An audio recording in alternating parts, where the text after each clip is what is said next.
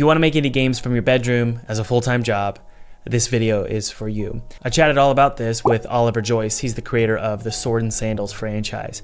And by the way, we're both full-time indie game devs, so we kind of know what it takes to keep our games funded and in production full-time, all while having families and bills to pay.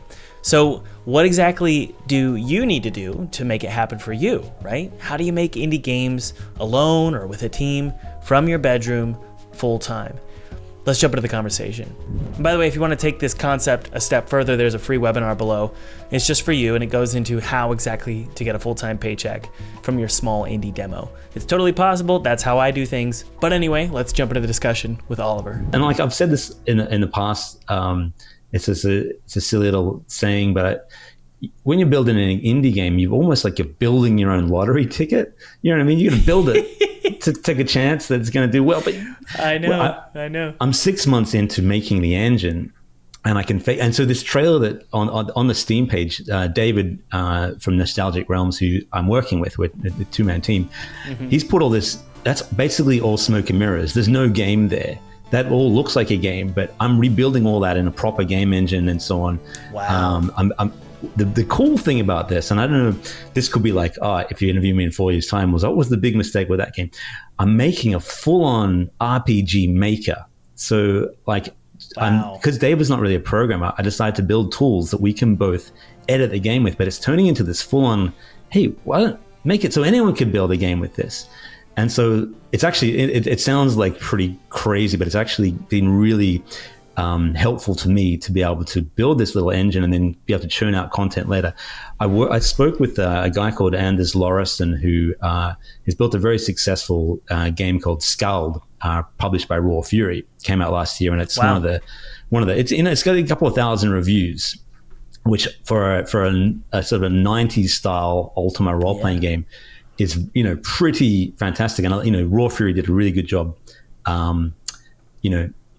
promoting that and everything. But I was chatting to him a few times, and he said he took 5 years with that. And he said the main thing he would stress was like, if you're building a game over 3 or 4 years or more, just make sure you have a good tool set to work with, and, internal tools. And by that, I mean, like for a role-playing game, you want to have a really good map editor or item creator or dialogue creator and so on, because if you're just doing the same tasks again and again and again, working on this really robust tool early on will save you time later. So that's what I'm doing right now. Is the first 6 months is literally just building tools. And then I'm hoping that there's an actually compelling game around that, which we don't know yet. We're hoping there is, but I'm really fascinated by figuring out what viable actually means. So I've been interested in it. Let's say Lair of Leviathan's demo sucks and it doesn't do well. Let's say it. Let's just pretend that happens to you. Does it mean that everything carrying the game, like the tools, sucks? Or does it mean that the garnish sucks? The hook, the story, the mood, the feeling, the aesthetic. Maybe that's what sucks, not the tools. This is right. Who's to say if you did the same thing again with a different theme, it couldn't do well? And so that's why the tools are important when you're creating. Yeah.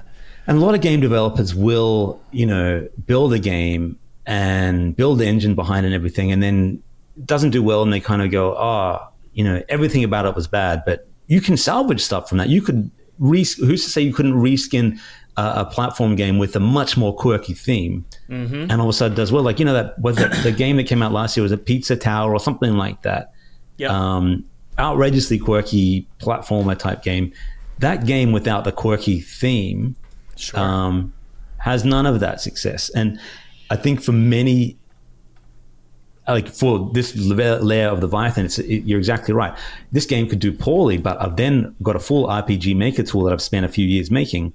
You could easily reskin that with what's popular at the moment. It might not be horror. It might be now like, I don't know, Westerns or something. So you do a Western roleplay game. No one's seen a Western roleplaying game in a little while, and it's like, cool, like Cowboys, not like Western and JRPG. But yeah. I think that's really smart, dude. I think you're onto something, because, well, to wrap this up, that's what you did with Sword and Sandals. Exactly. You Just built reskin. you build the engine. reskinned a single IP. The sad part is someone else owned it. And Yeah, you've never fully had it for yourself.